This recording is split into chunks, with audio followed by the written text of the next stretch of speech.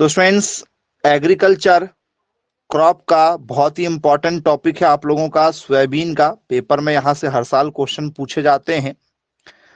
तो सबसे पहला ही क्वेश्चन जो आपके पेपर में कई बार पूछा जा चुका है, बताइए सोयाबीन का काला रंग किस कारण से होता है? क्या सोयाबीन कई बार काला सा हो जाता है? तो बोले हाँ सर, सोयाबीन कई बार जो है काला सा हो जाता है। तो सोयाबीन का जो काला सा रंग है वो किस कारण से होता है? यदि आपसे पूछ लिया जाए तो आप क्या आंसर देना चाहेंगे? जी,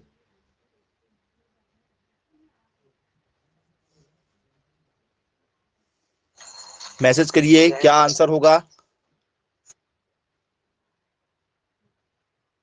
नहीं मालूम? पेपर में आया हुआ बेटा, क्या क्वेश्चन आया हुआ है? सोयाबीन का काला रंग किस कारण से होता है? जी, तो क्या आंसर हम इसमें लगाएंगे भाई? मैसेज कर दो जरा, यदि आपको कोई आंसर पता हो तो। जी, दी ब्लैक कलर ऑफ सोयाबीन, ठीक है, इज ड्यू टू, किसके कारण से सोयाबीन काला होता है? बोल सर हमने तो काला सोयाबीन देखा ही नहीं। ओके, सोयाबीन का जो काला रंग है, आप जवाब दे रहे हैं एंथोसाइनिन।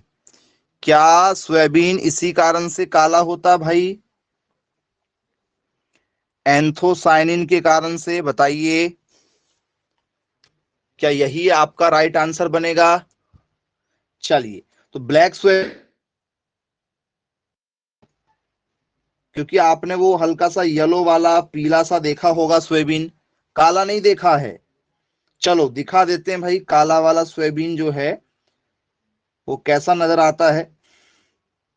ठीक है, तो ये स्टूडेंट्स आप लोगों का काला वाला सोयाबीन है, आप देख सकते हैं इस तरीके से काला सोयाबीन आपको नजर आएगा। जैसा हमारा येलो वाला सोयाबीन होता है वैसे ही सेम ये काले रंग का होता है। तो बोले यस, बिल्कुल ठीक, क्लियर है। सोयाबीन में कौन सा बसा पाया जाता? बसा, क्या इसे खाने पर थोड़ा सा मोटापा आता है? क्योंकि आपको पता है सबसे ज्यादा प्रोटीन के लिए इसे रिकमेंड किया जाता है। प्रोटीन के लिए इसकी बहुत ज्यादा डिमांड है भाई, है या नहीं है? बोले हाँ सर बिल्कुल है। तो कौन सा बसा इसमें पाया जाता है? यदि आपसे पूछ लिया जाएगा तो क्या जवाब देंगे आप? सोयाबीन में कौन सा बसा पाया जाता है? तो स्टूडेंट, सोयाबीन में जो बसा पाया जाता है, ठीक है, उसका नाम आप याद रखिएगा। उस बसे का नाम है, ठीक है, लिनोनिक, लिनोनिक अम्ल। ये बसा जो है ये पाया जाता है स्टूडेंट्स किस में? सोयाबीन में। ठीक, ये बसा है। अब ये बसा कैसा है? तो स्टूडेंट्स, बसा जो है वो दो प्रकार के होते हैं। एक होता है सैचुरेटेड, एक चीजें क्या होती हैं, सैचुरेटेड चीजें होती हैं। एक होती है अनसैचुरेटेड, अनसैचुरेटेड। एक सैचुरेटेड फैट होता है और एक अनसैचुरेटेड फैट होता है। नाम शायद आपने ये जरूर कभी ना कभी सुना हुआ होगा। एक को कहते हैं संतृप्त बसा, एक को कहते हैं संतृप्त बसा, एक को कहते हैं असंतृप्त बसा। क्या अंतर है भाई संतृप्त और असंतृप्त में? शायद ये नाम तो आपने जरूर कहीं ना कहीं सुन ही लिया होगा। सुना है क्या? बोले यस सर बिल्कुल सुना हुआ है। क्या होता है बच्चों? बेटा माइक ऑन नहीं करना है राजा जी, नहीं तो क्लास से रिमूव कर देंगे, फिर आपको मैसेज करके जवाब देना है। बताइए भाई, सैचुरेटेड फैट और अनसैचुरेटेड फैट क्या होता है? मैसेज करके बता दो जरा।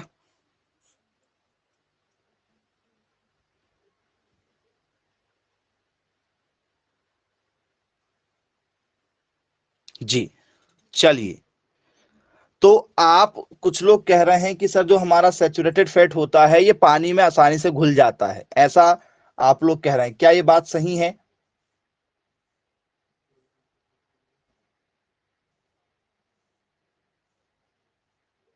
जी,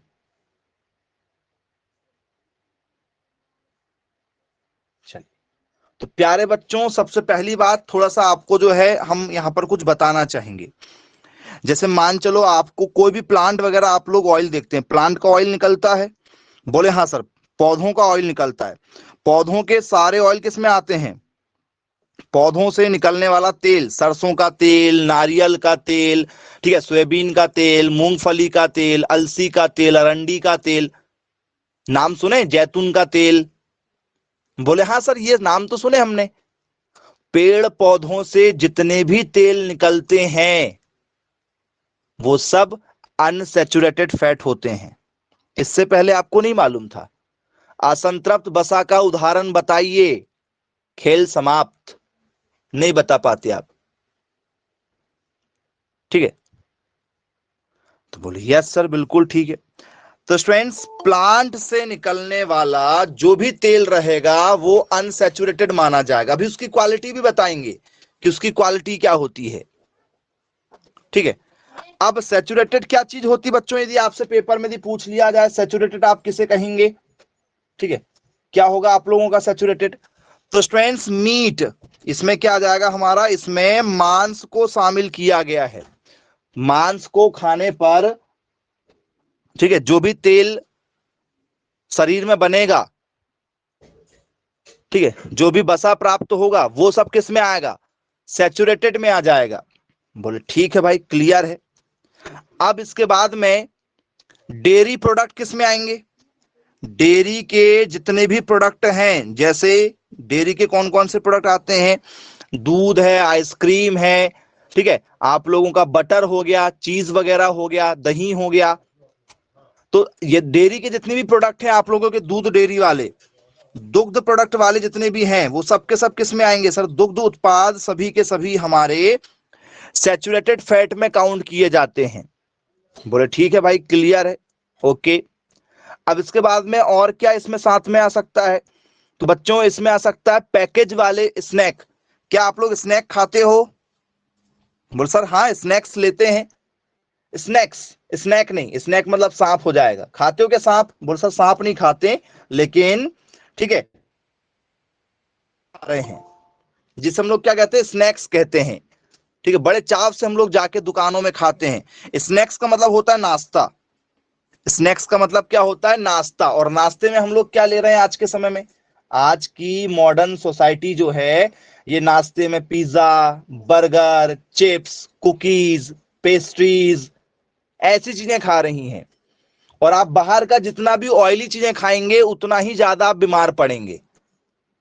याद रखिएगा आप लोग, बाहर की चीजों को जितना ज्यादा अवॉइड कर सके उतना बेटर आप लोगों के लिए है, एक हेल्दी लाइफ के लिए। ठीक है।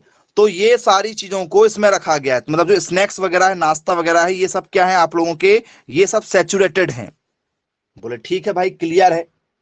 अब ये कहा जाता है why limit saturated fat in your diet. ये माना जाता है, डॉक्टर ये कहते हैं कि भैया आप लोगों को सैचुरेटेड वाली चीज कम से कम खाना है। डॉक्टर इनको मना करते हैं कि भैया कभी यदि आपको टेस्ट वगैरह बदलना है तो आप लोग जैसे बिस्किट वगैरह खा ले, कभी जो स्नैक्स वगैरह में कुछ नूडल्स वगैरह खा ले, कभी कभार। ठीक है, ऐसा नहीं कि भाई 2 दिन 4 दिन में कुछ बाहर का खाते हैं। जो भी 2 दिन 4 दिन में बाहर का खाएंगे उनको डाइजेशन प्रॉब्लम होना ही होना है। ऐसा क्यों कहा जाता है? तो स्टूडेंट्स, हमारी बॉडी में होता है लिपोप्रोटीन। बॉडी में क्या पाया जाता है? एक लिपोप्रोटीन पाया जाता है। ठीक है, ये उसकी मात्रा को बढ़ा देता है। लिपोप्रोटीन होता है हमारे शरीर में, ये उसकी मात्रा को क्या कर देता है? बढ़ा देता है। जिससे क्या होगा सर? जिससे कोलेस्ट्रॉल लेवल बढ़ जाता है। नाम सुना कोलेस्ट्रॉल लेवल? बोले हाँ सर, कोलेस्ट्रॉल। ठीक है, तो कोलेस्ट्रॉल बढ़ जाता है, जिससे क्या होगा सर? जिससे हार्ट डिसीज, हार्ट अटैक आने के चांसेस बनेंगे। इससे क्या होता है? ठीक है, तो इससे आपको क्या होगा? बताओ क्या नजर आएगा इससे? और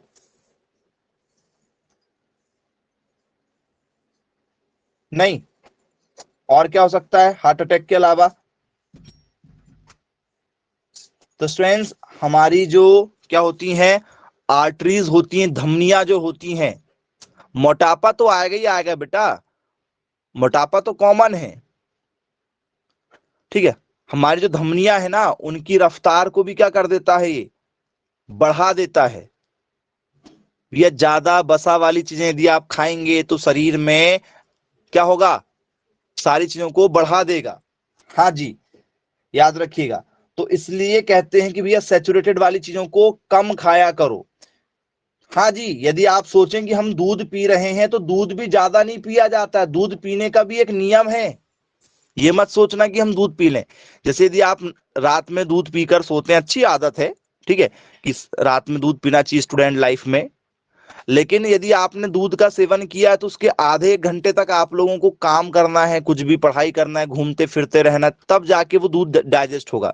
पता चले कि आपने एक गिलास दूध पी लिया और सो गए, नहीं, फिर वो स्वास्थ्य के लिए हानिकारक हो जाएगा, हानिकारक हो जाएगा, याद रखिएगा। सुबह खाली पेट दूध नहीं पीना है, खाली पेट, सुबह खाली पेट चाय, ब्रश किए तुरंत चाय, ठीक है। यही लाइफ स्टाइल आप हमारी जो है बिगड़ रही है, इन सबसे सैचुरेटेड फैट प्राप्त हो रहा है, इसलिए बीमारियां बढ़ रही हैं, ठीक है। याद रखिएगा, अभी एक एक करके चर्चा करेंगे कि भैया सैचुरेटेड का मतलब क्या होता है, ठीक है। तो सैचुरेटेड का मतलब होता है, ठीक है, जो आसानी से पानी में घुल जाए या जो आसानी से पानी में ना घुले, क्या होता है सैचुरेटेड? जी, तो बोले सर जो सैचुरेटेड होता है उसमें होता है कार्बन, CH और O, याद रखिएगा, CH और O ये पाए जाते हैं। सी का मतलब क्या है सर? सी का मतलब है कार्बन। एच का मतलब क्या है? एच का मतलब है हमारे पास में हाइड्रोजन। और ओ का मतलब क्या है? ओ का मतलब है हमारे पास में ऑक्सीजन। तो कार्बन पाया जाता है सैचुरेटेड में, एक होता है क्या, हाइड्रोजन होता है, ये पाया जाता है, और एक होता है हमारा ऑक्सीजन। ये तीन चीजें होती हैं किसमें? सैचुरेटेड वाली चीजों में। बोले यस सर, बिल्कुल ठीक है, क्लियर है। अब सैचुरेटेड, यदि आप लोगों से डायरेक्ट पूछ लिया जाए कि भैया बताइए, ठीक है, हमारा जो सैचुरेटेड फैट है ये क्या होता है, इसे हम लोग क्या कहेंगे? एनीवन समझा तो दीजिए कि भैया दूध वाली चीजें होंगी, ठीक है सर, हाई, ठीक है, फैटी एसिड माना जाता है, हाईली फैटी होते हैं, ठीक है। इनकी कार्बन की चेन बहुत ज्यादा क्या होती है, स्ट्रांग होती है, ये आसानी से ब्रेक नहीं होते हैं, यदि शरीर में यदि जमना चालू हो जाए तो ये आसानी से टूटते नहीं हैं, ये आसानी से टूटते नहीं है, याद रखिएगा। बॉन्डिंग इनकी ज्यादा होती है, बॉन्डिंग इनकी कैसी होती है, ज्यादा होती है, आसानी से डाइजेस्ट नहीं हो पाते हैं। क्या आप यदि मान के चलो दूध वाली चीजों को ज्यादा खा रहे हैं तो क्या डाइजेस्ट हो जाएगा? आप पी के देखो जरा, आधा लीटर दूध पी के देखो, जो व्यक्ति कभी दूध नहीं पीता है वो आधा लीटर दूध पीकर देखो जरा एक बार, आपको सब कुछ क्लियर हो जाएगा।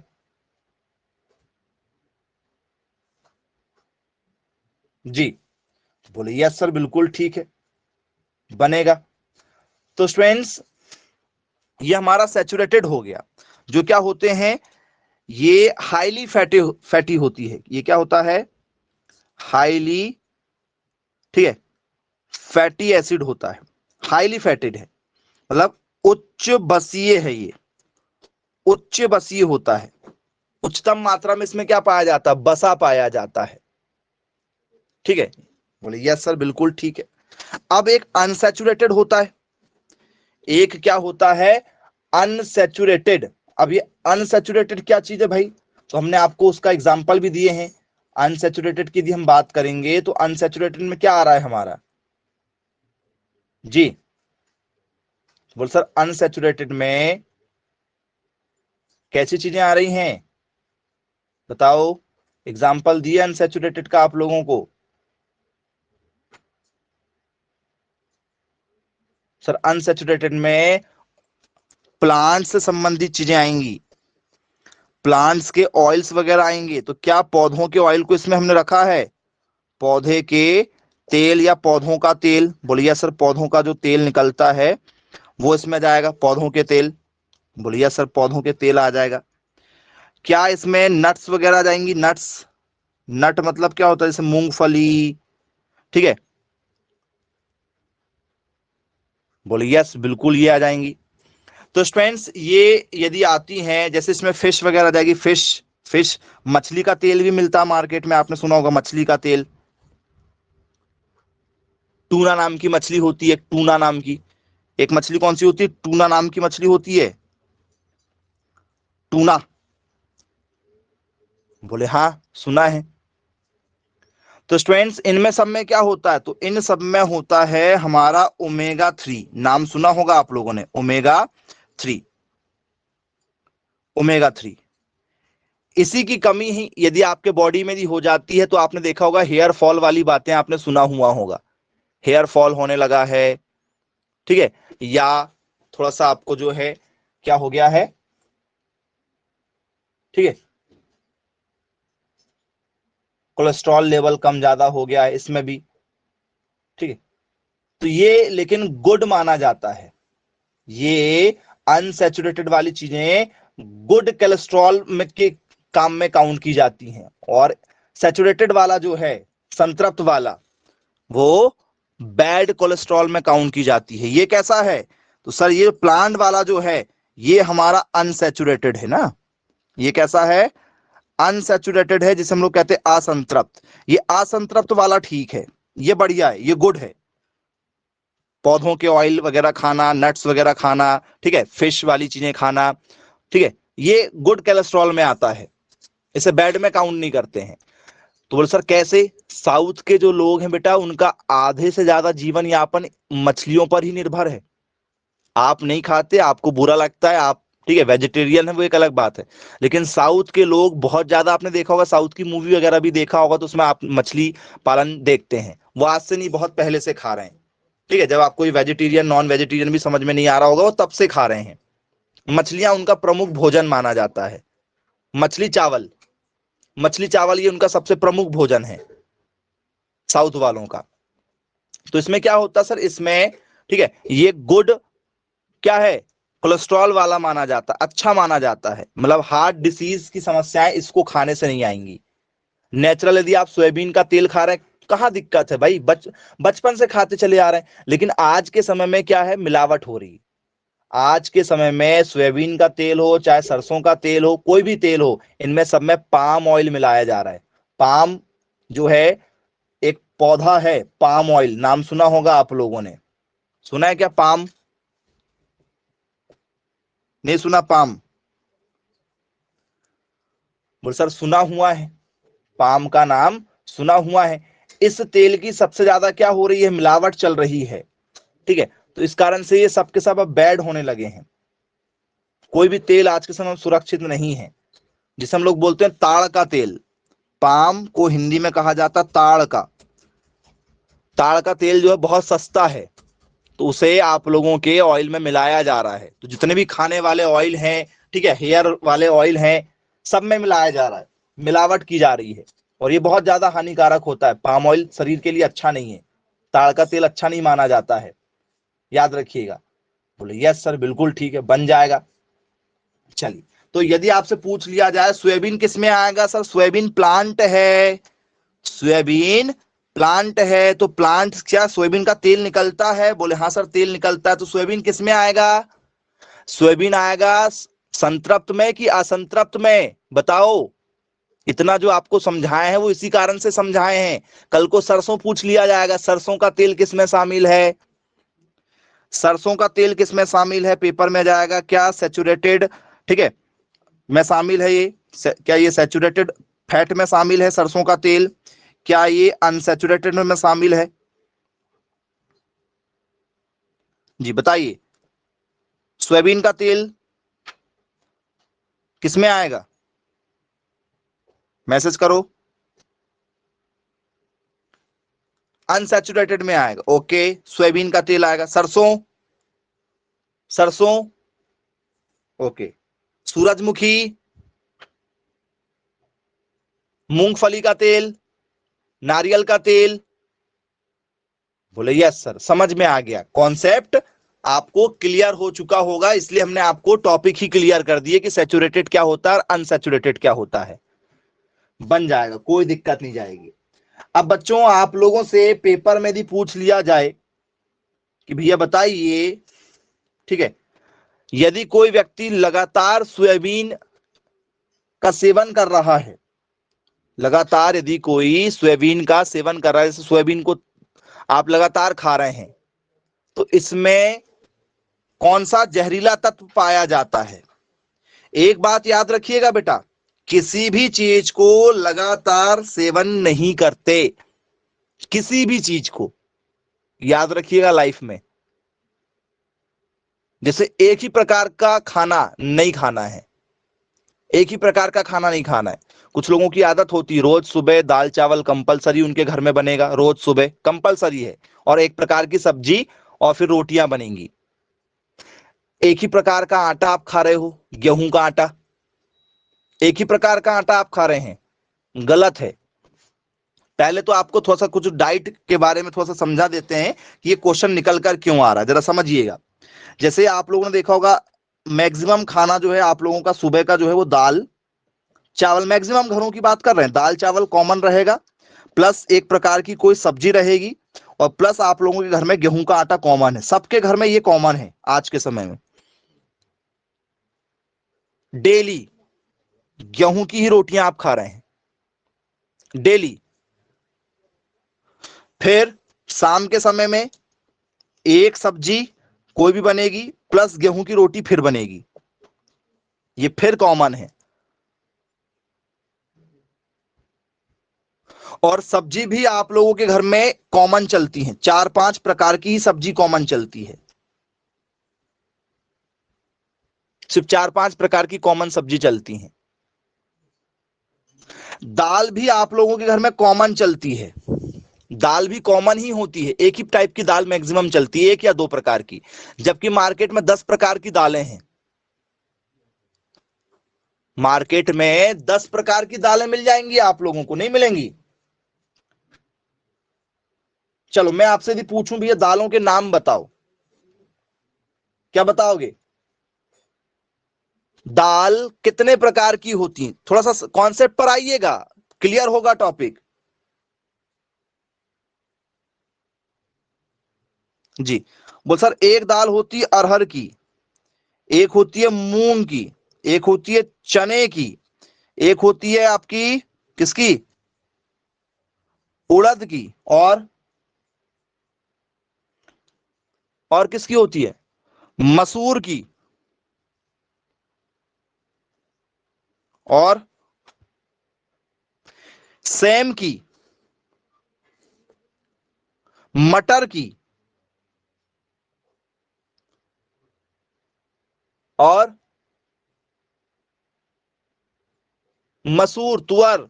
ओके, और क्या बचा? दाल कितने प्रकार की होती है? कुल्थी क्या है भाई? कुल्थी का नाम तो मैंने भी नहीं सुना, कुल्थी क्या है? चलिए, लोबिया का नाम सुना होगा, लोबिया चारा, चारा भी है दाल भी है, इसको भी इसमें रखा जाता है। और कौन सी प्रकार की दाल होती है? बस यही है क्या? सोयाबीन छूट गया क्या? नहीं, सोयाबीन की दाल नहीं खा सकते आप, सोयाबीन की दाल नहीं खा सकते आप,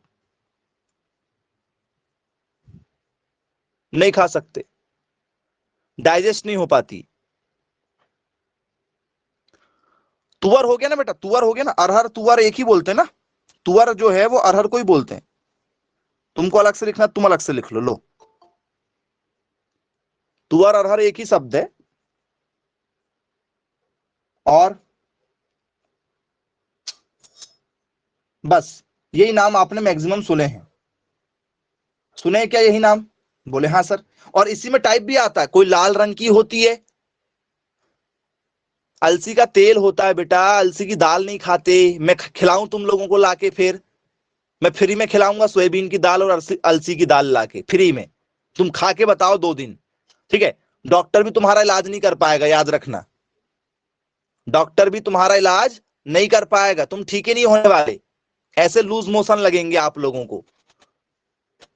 सोयाबीन के 4-5 दाने खा के देखो पहले दिन, तो समझ में जाएगा कि हाँ थोड़ा सा पेट में प्रॉब्लम है। तो एक कटोरी खा के देखो जरा सोयाबीन को, एक कटोरी सोयाबीन खा के देखो फिर क्या होने वाला है आप लोगों के साथ में। तो हमेशा हमें ये बदल बदल कर खाना है, सीखिए, खाइए। क्यों खाना है?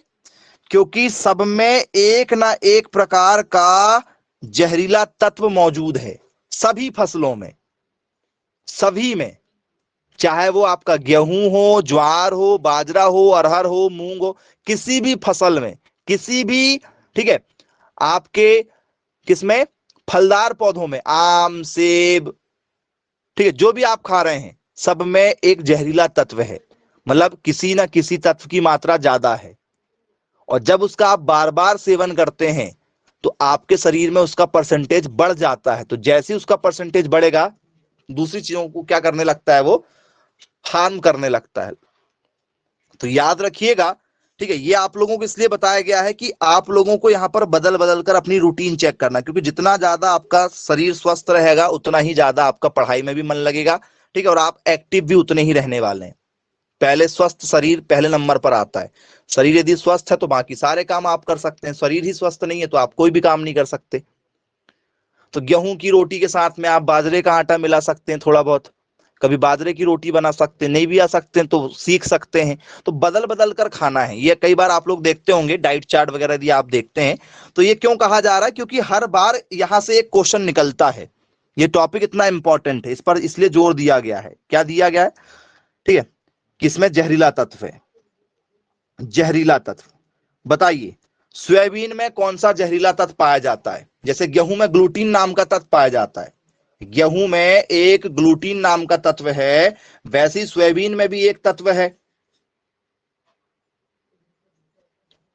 जी वेरी गुड, बहुत शाबाश। ग्राइटोजन आप कह रहे हैं, इसमें जो जहरीला तत्व है उसका नाम आप क्या दे रहे हैं? नाम दे रहे हैं ग्राइट्रोजन। क्या ये सही बात है? ये एक जहरीला तत्व है। चलिए, बन जाएगा, कोई दिक्कत नहीं जाएगी आप लोगों को। क्या नाम भाई इसका? ठीक है,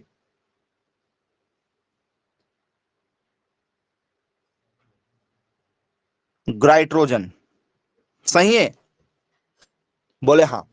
ये पॉइजनस तत्व पाया जाता है, पेपर में पूछा गया है। भैया बताइए कौन सा तत्व जो है इसमें पॉइजनस है? सब में, बैगन में, मिर्च में, लहसुन में, प्याज में, जो भी आप खा रहे हो सब में जहरीले तत्व हैं। मतलब किसी की मात्रा हमारे शरीर के लिए यदि लगातार खाएंगे तो हार्म है, तो किसी भी चीज को लगातार नहीं खाना है। ठीक है, बोले यस, बिल्कुल ठीक, क्लियर है। अब बच्चों इसके बाद में पेपर में पूछ लिया जाता है आप लोगों से कि भैया बताइए सोयाबीन सबसे ज्यादा जो यूज किया जाता है वो इसका यूज है प्रोटीन। जितने भी प्रोटीन वगैरह आप लोग मार्केट में देखते हैं ना, जिम जाने वाले लोग खाते हैं, या जानवरों को हमें खिलाना होता है प्रोटीन वाली चीजें, या जितनी भी मेडिसिन वगैरह बन रही है मार्केट में प्रोटीन वाली मेडिसिन देखा है आप लोगों ने? बोले हाँ सर देखा है। यदि आज के समय में आप बीमार हो जाओ और यदि आपको प्रोटीन की कमी बता दी जाए तो डॉक्टर आप लोगों को एक मेडिसिन देता है खाली पेट खाने की, जो गैस की होती है। क्योंकि जैसे ही आप लोग क्या करते हैं, प्रोटीन वाली चीजों को खाएंगे, हाईली प्रोटीन खाएंगे, तो वो डाइजेस्ट नहीं हो पाता है। हाँ या ना? क्या आप डाइजेस्ट कर लोगे हाईली प्रोटीन? बोल सर बिल्कुल ना कर पाए।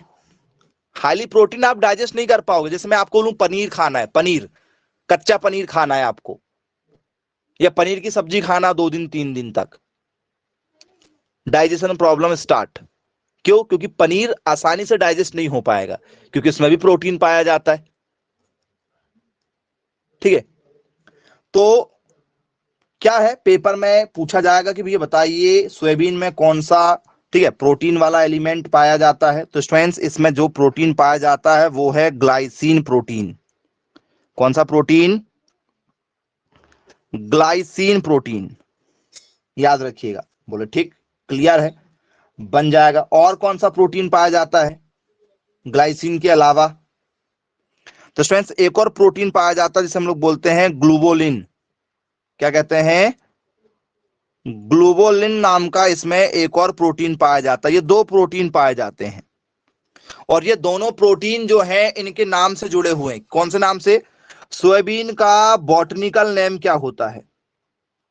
बॉटनिकल नेम, जितने भी पेड़ पौधे होते हैं उन सबके वनस्पतिक नाम होते हैं। कौन से नाम होते हैं? वनस्पतिक नाम होते हैं। तो सोयाबीन का वनस्पतिक नाम क्या है प्यारे बच्चों, बताइए? तो सर सोयाबीन का जो वनस्पतिक नाम है उसका नाम है ग्लाइसिन मैक्स। क्या ये बात सही है? बोलिए यस सर, बिल्कुल सही है। ग्लाइसिन मैक्स जो है इसका वनस्पतिक नाम है।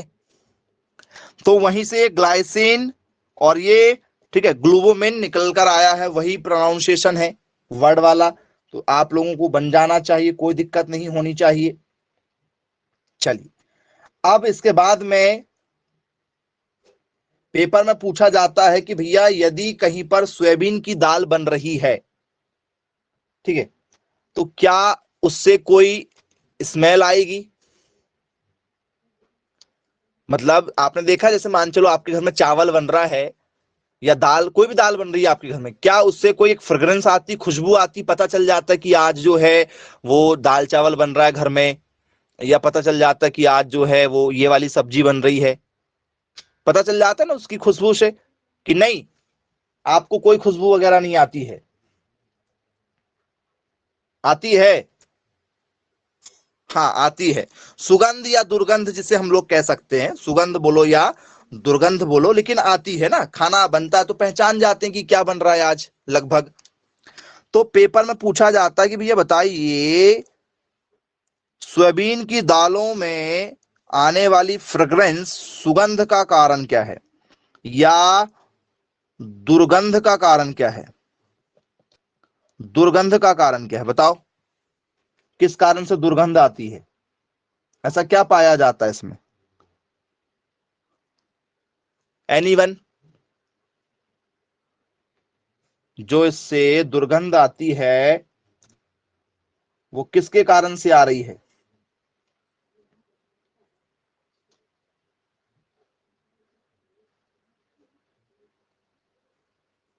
जी, तो बच्चों इनसे जो एक स्मेल आती है दालों से या इनसे, उसका नाम याद रखिएगा, पेपर में पूछा जाता है लिपोक्सिडेज। लिपोक्सिडेज ये सोयाबीन से आने वाली दुर्गंध है। कई बार आप लोगों ने देखा होगा, यदि मान के चलो मैं आपको जो है गोभियों के खेत के आसपास से लेकर जाऊं तो आप अपनी सुगंध से बता दोगे कि ये वाला जो खेत है ये गोभियों का है। गोभी में सुगंध आती है नहीं आती बताओ? आती है। यदि मैं आप लोगों को, ठीक है, कहां लेके जाऊं, ठीक है, आम के बगीचे में लेकर जाऊं तो पहचान आ जाएगी। गुआवा वाले, नींबू वाले बोले हाँ सर हमारी, ठीक है, जो सूंघने की क्षमता है वो थोड़ी सी कम है, लेकिन फिर भी हम पहचान जाते हैं। डॉग में सबसे ज्यादा सूंघने की क्षमता होती है, इसलिए तो आप लोगों ने देखा होगा पुलिस वाले जो हैं वो अपने स्क्वाड में किसको रखते हैं? डॉग्स को रखते हैं। कुत्ते की सूंघने की क्षमता ज्यादा होती है, इंसानों की थोड़ी सी कम होती है, लेकिन हम फिर भी पहचान जाते हैं ना। बोले यस। तो क्या नाम है इसका? इसका नाम है लिपोक्सिडेज। ये सुगंध या दुर्गंध जो आप मानना चाहो मान सकते हो, सोयाबीन से आती है और ये पेपर में कई बार पूछा जा चुका है। बोले यस, बिल्कुल ठीक है, क्लियर है।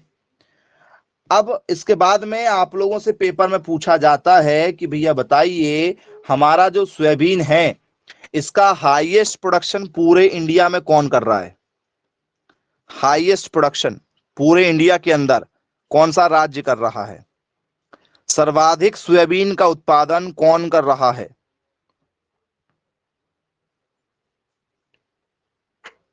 ओके, तो स्टूडेंट्स पूरे इंडिया के अंदर सबसे ज्यादा उत्पादन करने वाला राज्य यदि कोई है तो उसका नाम है मध्य प्रदेश। पूरे इंडिया में टॉप पर कौन है? मध्य प्रदेश टॉप पर है, याद रखिएगा।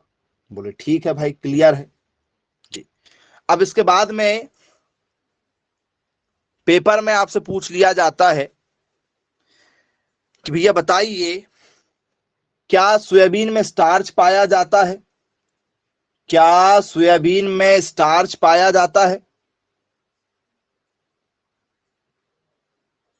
स्टार्च नाम सुना है? आलू में स्टार्च पाया जाता है। यदि आप आलू को काट कर रख दो थोड़ी देर के लिए तो आलू का रंग बदल जाता है स्टार्च के कारण से। चावल में स्टार्च पाया जाता है। यदि आप जो है सेब खाते होंगे तो सेब को काट के रख दो, हल्का सा वो है रेड रेड सा हो जाता है सेब रखे रखे।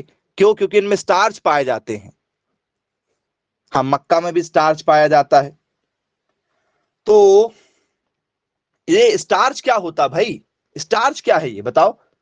किसको कहते हैं स्टार्च? सोयाबीन के अंदर स्टार्च पाया जाता है। हाँ, याद रखिएगा, सोयाबीन के अंदर स्टार्च पाया जाता है लेकिन कम मात्रा में पाया जाता है। कम पाया जाता है, लेस क्वांटिटी में पाया जाता है। तो मैं आपसे यही पूछूंगा कि स्टार्च एक्चुअल में है क्या? किसे कहते हैं स्टार्च? मतलब क्या होता है जी? कई बार आप लोगों ने सुना होगा कि ठीक है, पहले के समय में जब चावल बनाते थे तो चावल जो है वो गंजे में बनाते थे, जिससे क्या निकलता था? मांड निकलता था। याद है मांड?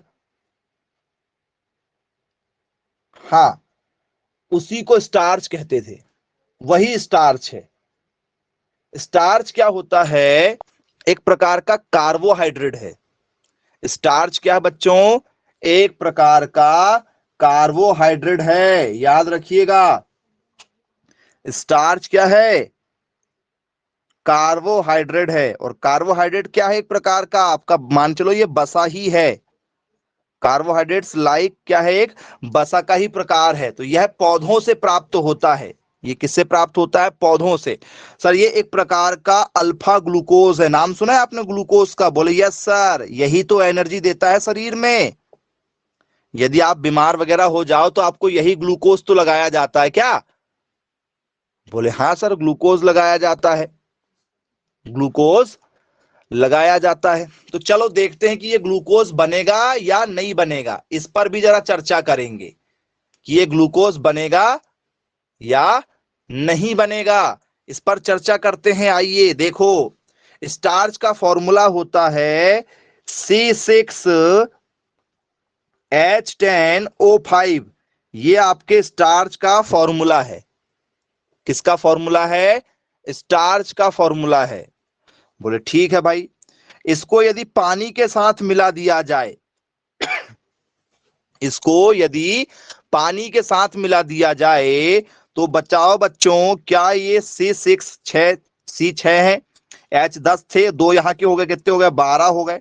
ऑक्सीजन एक है और ये 5 है, मिला दो यहाँ 6। तो क्या बच्चों starch react with water? Starch ने क्या किया? पानी से रिएक्शन किया। तो क्या ये ग्लूकोज का फॉर्मूला है? 9वीं 10वीं से पढ़ते चले आ रहे हो। ऐसा तो नहीं कि नहीं मालूम कि सर ये ग्लूकोज का फॉर्मूला नहीं है, हम नहीं बता रहे हैं इसको। तो यदि आपने स्टार्च का सेवन किया है और यदि आप पानी पिएंगे तो क्या आपको एक इंस्टेंट एनर्जी मिल जाएगी? जैसे आपने सेब खाया है, सेब में स्टार्च था, आपने सेब खाया, पानी पी लिया, एनर्जी आ जाएगी? बोले हाँ सर, एनर्जी मिल जाएगी। तो याद रखिएगा, ये पेपर में आपसे पूछा जाता है। अब क्या होता है, यदि स्टार्च की पहचान करना है आप लोगों को, स्टार्च की पहचान करना, तो आपके घर में आलू होगा। बोले हाँ सर, हमारे घर में आलू है। आलू को काट लें आप लोग और उसमें थोड़ा सा आयोडीन विलयन मिला दें। आयोडीन, आप लोग आजकल तो सुनते ही हैं कि हर नमक में आयोडीन है। तो आपके नमक में आयोडीन यदि होगा, रियल में आयोडीन होना चाहिए। तो यदि आपके नमक में आयोडीन होगा, ठीक है, और यदि आप उस नमक को क्या कर रहे हैं, आलू के ऊपर थोड़ा सा रख दे रहे हैं, तो थोड़ी देर बाद आप देखिएगा कि वहां पर नीला रंग आ जाएगा। नीला सा हो जाएगा आलू। किस रंग का? आलू हो जाएगा ब्लू रंग का, नीले रंग का हो जाएगा आलू। तो समझ जाना कि आलू में स्टार्च है। और ये भी समझ जाना कि आपके नमक में आयोडीन है, क्योंकि नमक तो उसी नाम से बिक रहा है आज के समय में।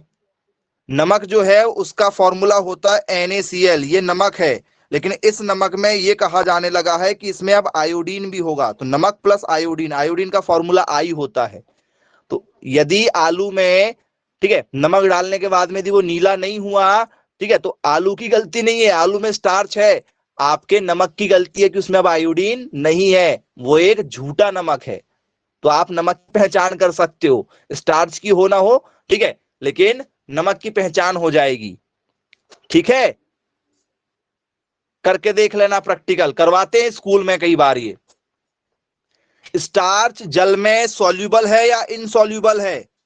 यदि स्टार्च को मैं पानी में मिलाऊं तो क्या वो पानी में सॉल्यूबल है? सॉल्यूबल का मतलब विलय, क्या वो पानी में घुल जाएगा? या ये इनसॉल्यूबल है, पानी में नहीं घुलेगा, अविलय है? क्या स्टार्च पानी में घुल जाता है? जी नहीं, स्टार्च पानी में नहीं घुलता है, ये इनसॉल्यूबल है।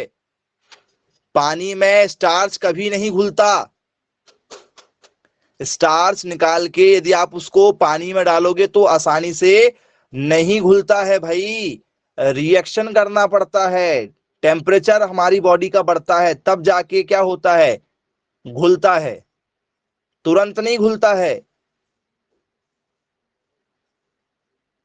टेम्परेचर लगता है। जो रिएक्शन हमने आपको बताए थे ना, C6, ठीक है, H10O5 वाली, और इसमें यहां पर आपको क्या लिखवाए थे, पानी, इनकी रिएक्शन होगी तो टेम्परेचर भी तो होना चाहिए, लगभग 200-250 डिग्री सेल्सियस के आसपास का टेम्परेचर होता है, तब जाके क्या होता है, तब जाके वो ग्लूकोज में कन्वर्ट होगा। तो समय लगता है थोड़ा सा, याद रखिएगा आप लोग। तो बन जाएगा आप लोगों से, पेपर में भी पूछ लिया जाएगा, तो कोई दिक्कत नहीं जाने वाली। आइए आगे चर्चा करते हैं। बताइए बच्चों, आपका सोयाबीन जो है ये C3 पौधा है या C4 पौधा है? सोयाबीन C3 पौधा है या C4 पौधा है? एक होता है आप लोगों का C3 प्लांट, C3 पौधा जिसे कहते हैं, ठीक है, कि भैया ऐसे पौधे जिनकी हाइट बहुत छोटी हो, इंसानों की हाइट से छोटी होती है, उन्हें C3 पौधा कहते हैं। तो क्या सोयाबीन C3 पौधा माना जाएगा? बोले हाँ सर, ये C3 पौधा माना जाएगा। तो कौन कौन से C3 पौधे होंगे? चना, चना की हाइट क्या इंसान की हाइट से बड़ी होती है? बोले सर नहीं, चने की हाइट छोटी होती है इंसानों की हाइट से। नहीं तो आप चने के पौधे के सामने जाके खड़े हो जाओ और पूछो, ठीक है, कौन बड़ा? तो चना। मटर की हाइट कैसी होती है? सर छोटी होती है। गेहूं इंसान की हाइट से छोटी होती है। यदि एक 20 साल के बच्चे को या 15 साल के बच्चे को चने के, ठीक है, पौधे के साथ, मटर के पौधे के साथ या गेहूं के पौधे के साथ खड़ा कर दिया जाए तो पौधे छोटे ही नजर आएंगे। सोयाबीन, क्या सोयाबीन बड़ा होता है? बोल सर नहीं, सोयाबीन की हाइट बहुत छोटी होती है, C3 पौधा माना जाएगा। ग्राउंड नट, ग्राउंड नट किस में आएगा? मूंगफली, ग्राउंड नट, पीनट के नाम से जानते हैं इसको, ग्राउंड नट भी कहते हैं और पीनट भी कहते हैं। मूंगफली किस में आएगी? सर मूंगफली भी C3 में आएगी। तो जिन पौधों की हाइट छोटी होती है उन्हें क्या कहते हैं? सर उन्हें C3 पौधा कहते हैं। तो इसमें क्या आएगा? कम ऊंचाई वाले पौधे, कम ऊंचाई वाले पौधे को इसमें काउंट किया जाता है। Short height plant, short height वाले प्लांट को इसमें रखा जाता है। अब वहीं पर यदि मैं आपसे चर्चा करूं, भैया C4 ऊंचाई वाले बता दो, C4 वाले, C4 का मतलब क्या होगा? ये तो C3 था, तो हमारा सोयाबीन C3 में आ गया। C4 प्लांट क्या होते हैं? C4 प्लांट का मतलब होता है अधिक ऊंचाई वाले पौधे। जैसे गन्ना, गन्ने की ऊंचाई, आप यदि खड़े हो जाओगे तो गन्ना आपसे हमेशा बड़ा मिलेगा। कभी कोई ऐसा गन्ना है किसी के खेत में लगा हुआ जो आपकी कमर कमर तक आता हो कि ये देखो सर, ये कमर कमर तक आ रहा है हमारे गन्ना? नहीं, गन्ना हमेशा जो है इंसान की हाइट से ऊपर ही मिलेगा। मक्का भी क्या है? सर मक्का भी हमारी ऊंचाई से बड़ा ही मिलेगा हमें। आम का पौधा, जो आम देता है बड़ा वाला पौधा, आम किस में आएगा? सर आम को भी इसी में काउंट किया जाएगा जी। और किसी किस में दिया जाएगा? हमारा केला, केला आएगा? बोले हाँ सर। बनाना इसी में आएगा? क्या पपीता इसी में आएगा? बोले हाँ सर। पपाया भी इसी में आ जाएगा? पपाया भी इसी में काउंट कर लिया जाएगा। अमरूद भी इसी में जाएगा। ग्वावा, ग्वावा आप लोगों का इसी में जाएगा। जामफल जिसे आप लोग बोलते हैं किसी, ठीक है। अमरूद का पेड़ दिया आपने देखा होगा तो। हाँ, बाजरा भी इसी में जाएगा। बाजरा हो गया आप लोगों का, बाजरा इसी में आएगा। समझ गए होंगे आप लोग।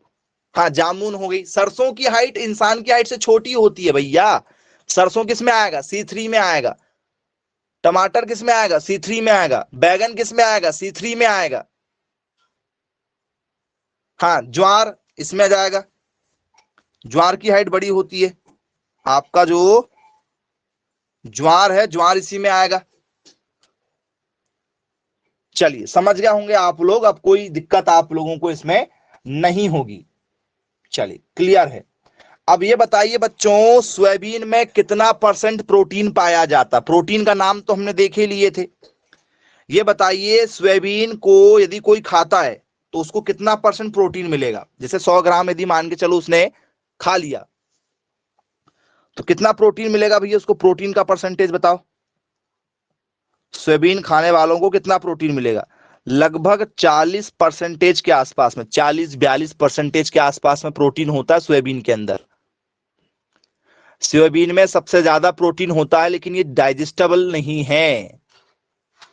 इसको आसानी से डाइजेस्ट नहीं किया जा सकता है बेटा, इसलिए नहीं खाते हैं। नहीं तो इसको खाना सबसे अच्छा माना जाता। यदि ये आसानी से डाइजेस्ट होता तो सभी लोग खाते इसको।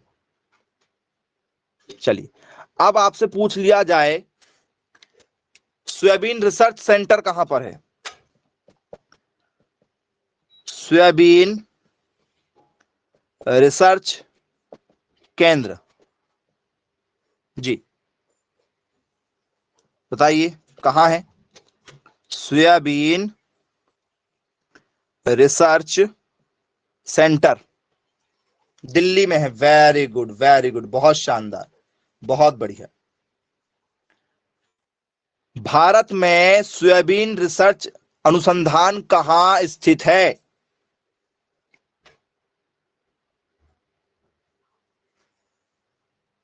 भारत का पूरे इंडिया, भारत में सोयाबीन अनुसंधान केंद्र कहां है? पूरे भारत का।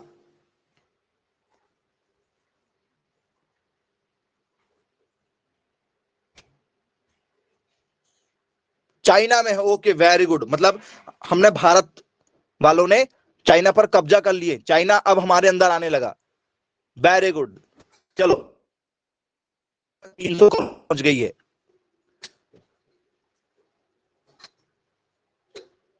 चलो, एक बच्चा चाइना बोल रहा भाई। ओके, मैं इंडिया की बात कर रहा हूं, वो चाइना पर पहुंच गया। नहीं, हम राजनीति पार्टी वाले लोग नहीं है। जिसकी बात पूछा जाए उसी की बात बताया करो, ठीक है? टीवी कम देखना है।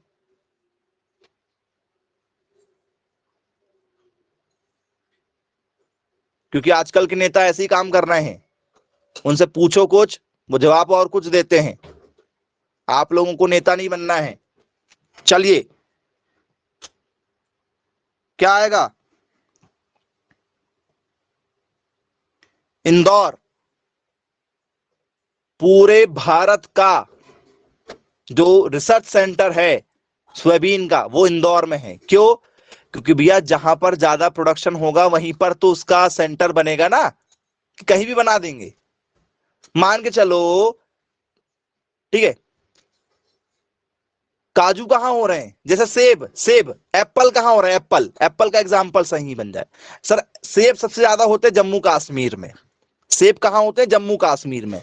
उसका रिसर्च सेंटर अपन बनाते कहां बना देते हैं? मध्य प्रदेश बना देते हैं। सेब का रिसर्च सेंटर मध्य प्रदेश है। क्या करेंगे भाई बना के? यहाँ क्या करेंगे बताओ बना के? अरे भाई, कुछ तो लॉजिक लगा लिया करो। देखो, सीख लिया करो। एमपी बोल देते तो चलो अच्छा लगता मुझे कि भैया भारत में पूछे सर, तो सर भारत में एमपी होगा। कुछ लोग दिल्ली बता रहे हैं। सोयाबीन का रिसर्च सेंटर बना के, सोयाबीन दिल्ली में तो होना नहीं है। तो जहां जिसका ज्यादा प्रोडक्शन होता है, ठीक है, 90% है उसी राज्य के अंदर जो उसकी राजधानी होगी, औद्योगिक राजधानी, ठीक है।